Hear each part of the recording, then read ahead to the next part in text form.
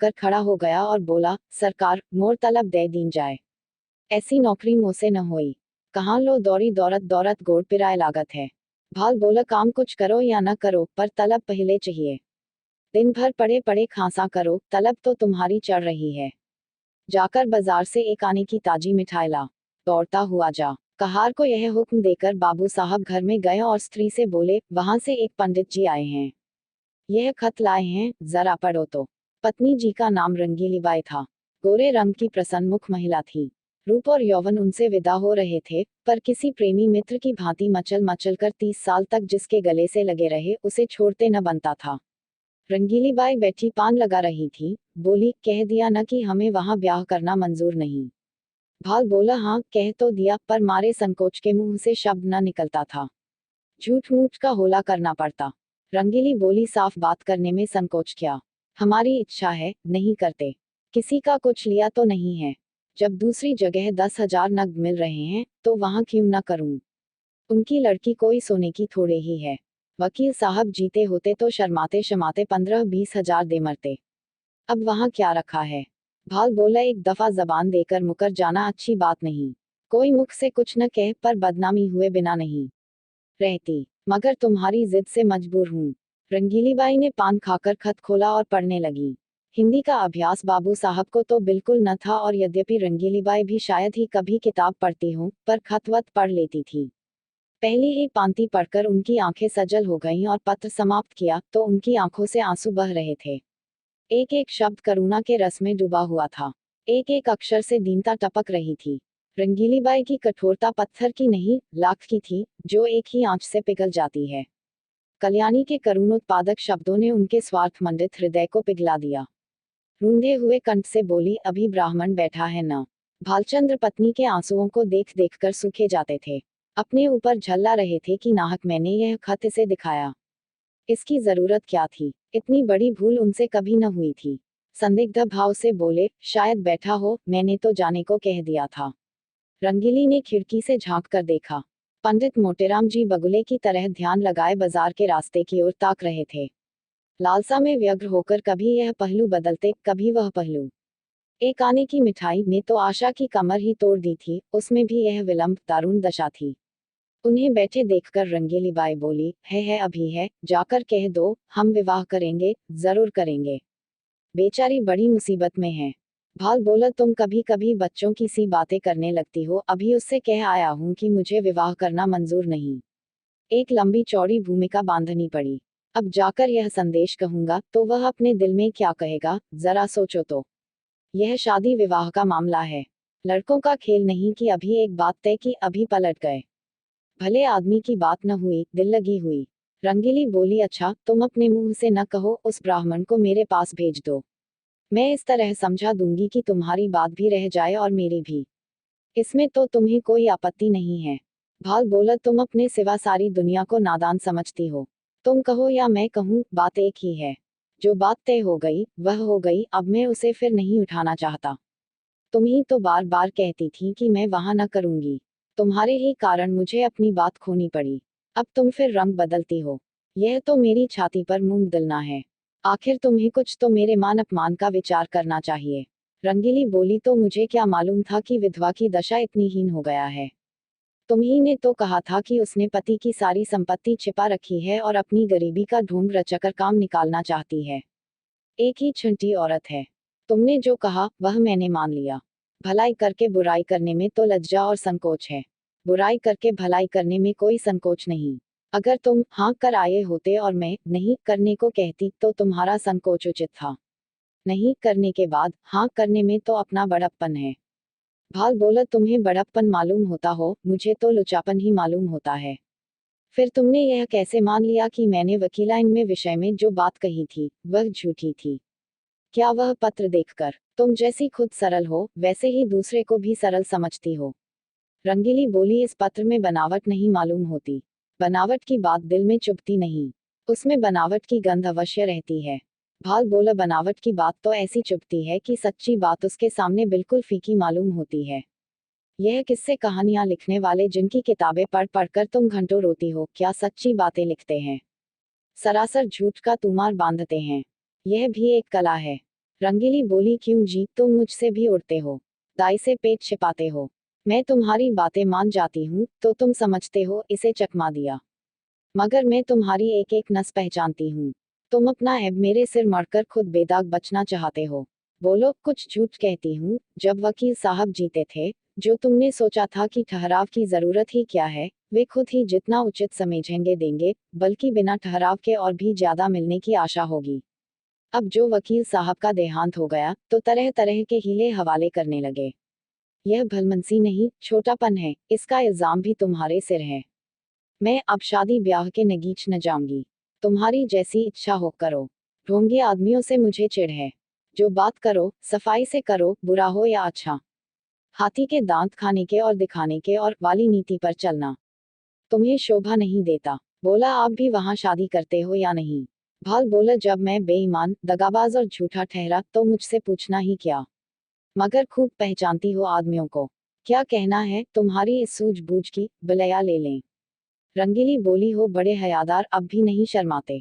ईमान से कहा, मैंने बात ताड़ ली कि नहीं? भाल बोला, अजी जाओ, वह दूसरी औरतें होती हैं जो मर्दों को पहचानती हैं। अब तक मैं यही समझता था कि औरतों की दृष्टि बड़ी सूक्ष्म होती है, पर आज यह विश्वास उठ गया और महात्माओं ने औरतों के विषय में जो तत्व की बातें कही है उनको मानना पड़ा। रंगीली बोली, जरा आईने में अपनी सूरत तो देखाऊं, तुम्हें मेरी कसम है। जरा देख लो कितना झेपे हुए हो। भाल बोला, सच कहना, कितना झेंपा हुआ हूँ? रंगीली बोली, इतना ही जितना कोई भलामानस चोर चोरी खुल जाने पर झेपता है।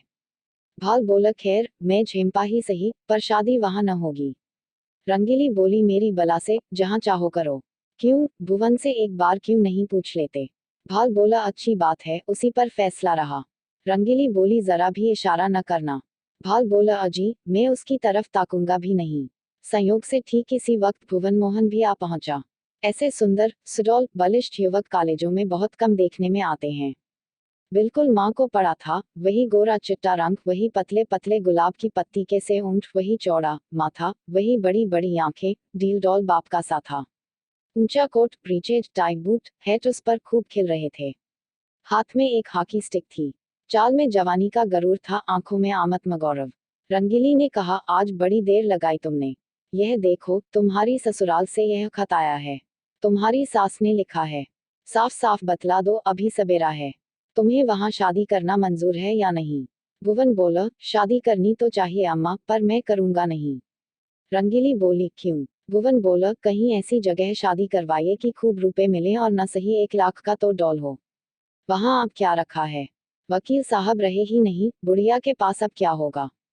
रंगीली बोली, तुम्हें ऐसी बातें मुंह से निकालते शर्म नहीं आती? भुवन बोला, इसमें शर्म की कौन सी बात है? रुपए किसे काटते हैं? लाख रुपए तो लाख जन्म में भी न जमा कर पाऊंगा।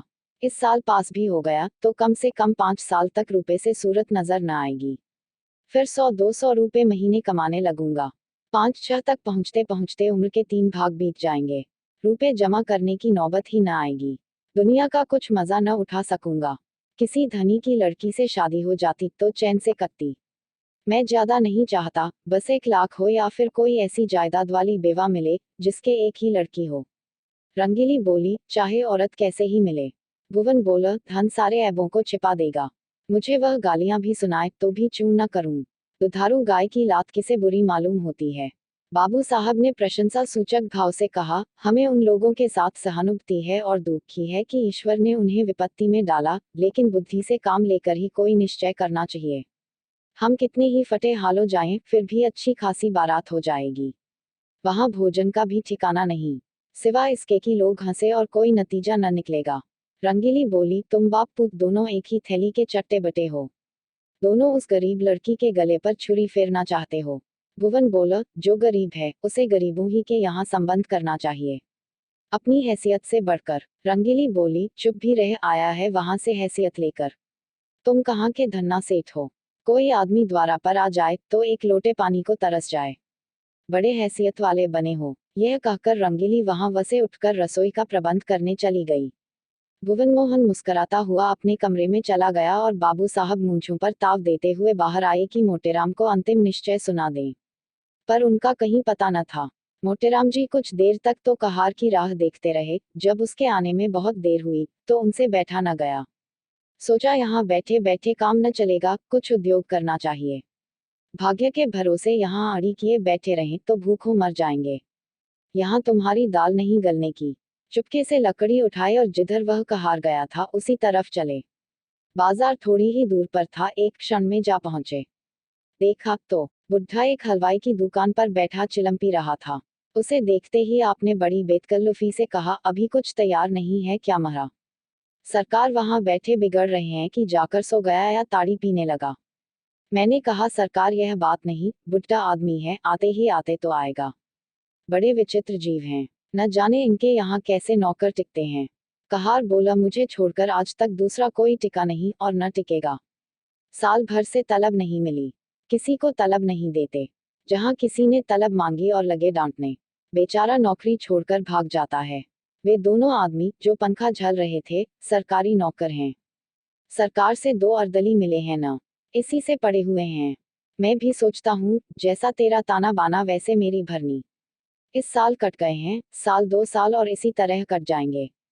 मोटेराम बोला, तो तुम ही अकेले हो, नाम तो कई कहारों का लेते हैं। कहार बोला, वह सब इन 2-3 महीनों के अंदर आए और छोड़ छोड़ कर चले गए। यह अपना रोब जमाने को अभी तक उनका नाम जपा करते हैं। कहीं नौकरी दिलाएगा, चलूं? मोटेराम बोले, अजी बहुत नौकरी है। कहार, तो आजकल ढूंढे नहीं मिलते। तुम तो पुराने आदमी हो, तुम्हारे लिए नौकरी की क्या कमी है? यहाँ कोई ताजी चीज? मुझसे कहने लगे, खिचड़ी बनाएगा या बाटी लगाएगा? मैंने कह दिया, सरकार बुढ़ा आदमी है, रात को उसे मेरा भोजन बनाने में कष्ट होगा, मैं कुछ बाजार ही से खा लूंगा, इसकी आप चिंता न करें। बोले, अच्छी बात है, कहार आपको दुकान पर मिलेगा। बोलो साहजी, कुछ तर माल तैयार है। लड्डू तो ताजे मालूम होते हैं, तौल दो एक सेर भर। आ जाऊं वहीं ऊपर न? यह कहकर मोटेराम जी हलवाई की दुकान पर जा बैठे और तरमाल चखने लगे। खूब छक्कर खाया, 2.5-3 सेर चट कर गए। खाते जाते थे और हलवाई की तारीफ करते जाते थे, शाहजी तुम्हारी दुकान का जैसा नाम सुना था वैसा ही माल भी पाया। बनारस वाले ऐसे रसगुल्ले नहीं बना पाते, कलाकंद अच्छी बनाते हैं, पर तुम्हारी उनसे बुरी नहीं, माल डालने से अच्छी चीज नहीं बन जाती, विद्या चाहिए। हलवाई बोला, कुछ और लीजिए महाराज, थोड़ी सी रबड़ी मेरी तरफ से लीजिए। मोटेराम बोला, इच्छा तो नहीं है, लेकिन दे दो पाव भर। हलवाई बोला, पाव भर क्या लीजिएगा? चीज अच्छी है, आध सेर तो लीजिए। खूब इच्छापूर्ण भोजन करके पंडित जी ने थोड़ी देर तक बाजार की सैर की और 9 बजते बजते मकान पर आए। यहाँ सन्नाटा सा छाया हुआ था। एक लालटेन जल रही थी, अपने चबूतरे पर बिस्तर जमाया और सो गए। सवेरे अपने नियमानुसार कोई 8 बजे उठे तो देखा कि बाबू साहब टहल रहे हैं। इन्हें जगह देखकर वह पालागन कर बोले, महाराज आज रात कहाँ चले गए? मैं बड़ी रात तक आपकी राह देखता रहा, भोजन का सब सामान बड़ी देर तक रखा रहा, जब आज न आए तो रखवा दिया गया। आपने कुछ भोजन किया था या नहीं? मोटे बोला, हलवाई की दुकान में कुछ खा आया था।